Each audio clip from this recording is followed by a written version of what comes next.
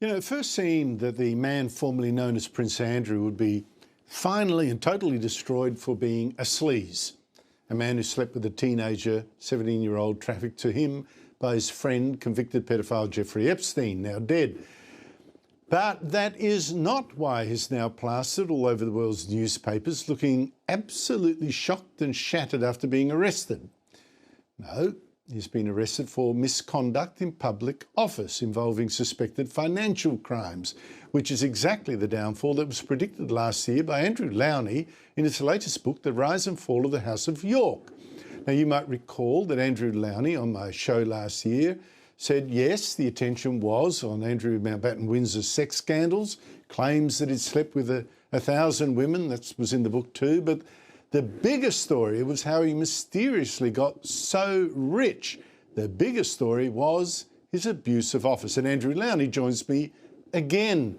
Andrew, thank you so much for your time. Well, I've got to say, you were absolutely right on the money. What specifically are police investigating? Well, they're looking into misconduct in public office. There clearly is a lot of evidence, particularly now from the dump of Epstein material, which kind of backs up, as you say kindly, what I found in my research. I don't think that this precludes an investigation into the sex trafficking. And I think we're also getting a new era, and I'll predict this to you, and that's national security. One of the problems was that Andrew was also leaking defense and military secrets. That's now being hinted at by officials in Whitehall. It's certainly what I found in my research and couldn't put in for all sorts of legal reasons. And in fact, I've now got access to various reports. This is one of them here from American intelligence showing that he had been basically subsumed by Russian intelligence. So this story is getting bigger and bigger, and I'm afraid Andrew is getting into deeper and deeper waters. Russian intelligence now. Golly gosh.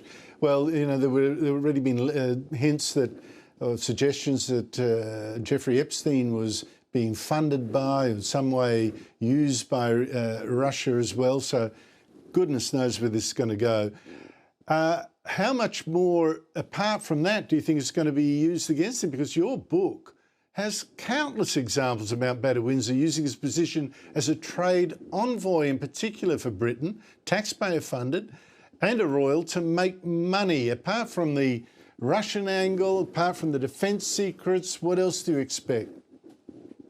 Yes, well, I mean, I think, you know, these leaks and the things that I found, and there's a lot of material I can now put in, which was taken out for legal reasons or because people didn't believe it.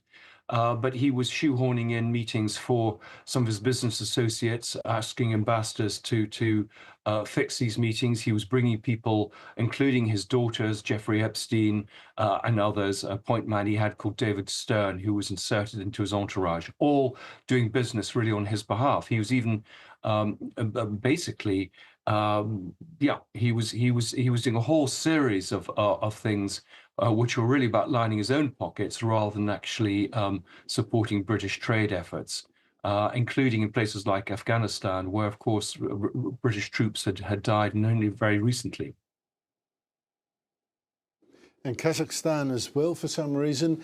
Now, in your book, you devote some time to his ex-wife, Sarah Ferguson, and I just wonder whether she's in danger as a world-class grifter as well, because the emails of Jeffrey Epstein show her acting absolutely appallingly, and not just on the, you know, the sensational stuff, helping to set up meetings between that pedophile and her own goddaughter, for heaven's sake, and also her own daughters, and telling Epstein of another woman that you may marry her too, she's single, she has a great body, okay, well, marry me, and then we'll employ her.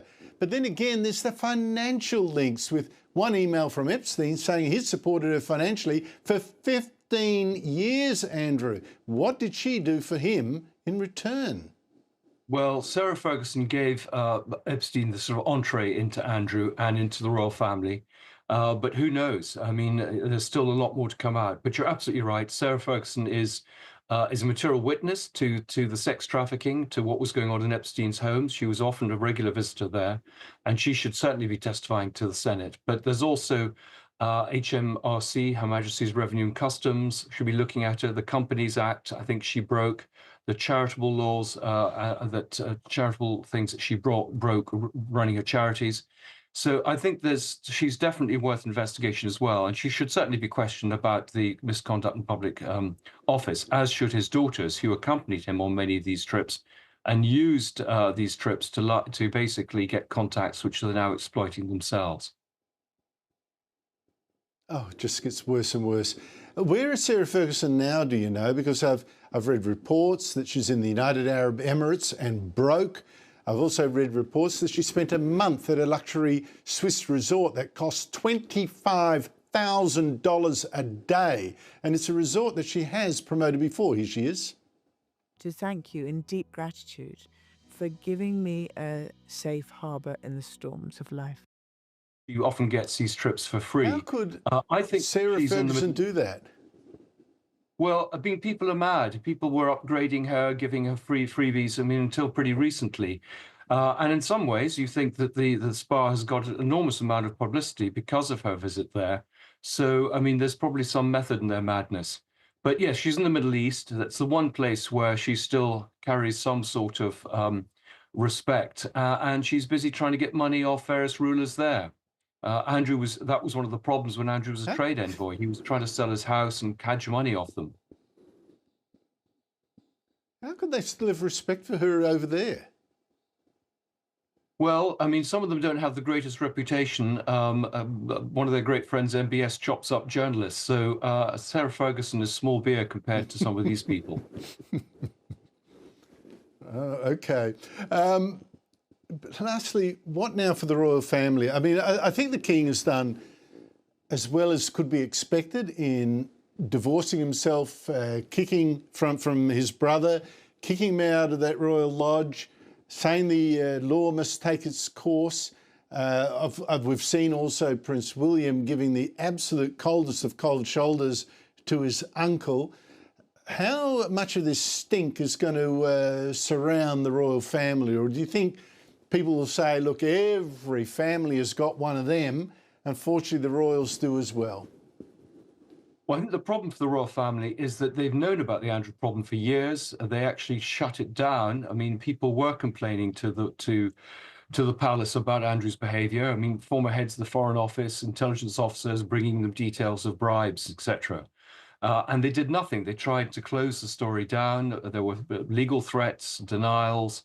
All sorts of things were done. Pressure was put on people saying they wouldn't give access to members of the royal family for interviews. So it's now been shown that the king was warned about his brother 6 years ago and did nothing. And I think they clearly didn't expect this Epstein dump of material, which has kind of caught them.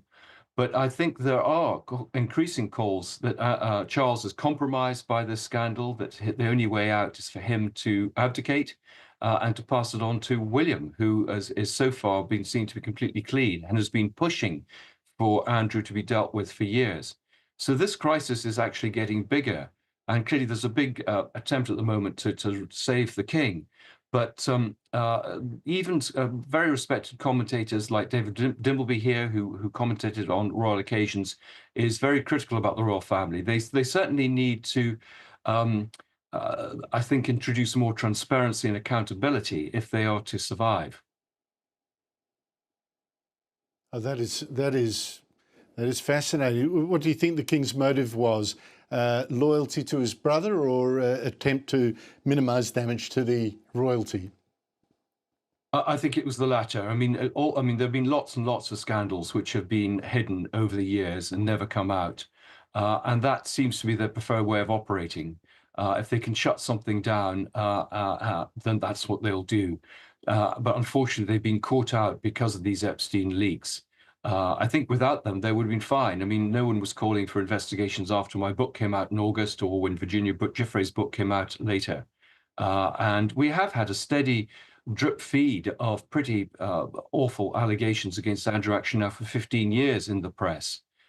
So this isn't new. And I think this is a crisis of their own making. If they'd actually addressed this, they could have marginalised it much, much earlier. Also, there actually were until Andrew December Lownie, preventing police.